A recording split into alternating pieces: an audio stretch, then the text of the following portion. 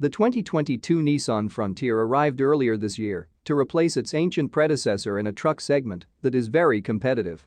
During the official debut of the pickup, the Japanese manufacturer only showed pictures of the Pro-4X model equipped with a high-clearance front bumper.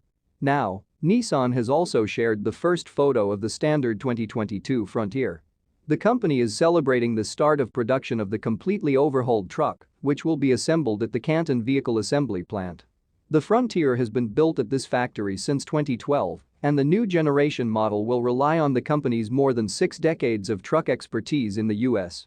The all-new Frontier has surpassed our expectations, setting new standards for mid-size truck capability, technology, and power, Tim Fallon, VP at the Nissan Canton plant. The Canton plant team is full of pride and ready to produce the next generation of one of the strongest, most rugged trucks in the market.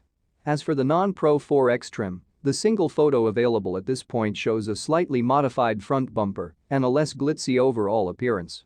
Nissan doesn't reveal more details about the differences between the trim levels, though it says all 2022 Frontiers feature a new design with a powerful front end with a massive grille and chiseled hood.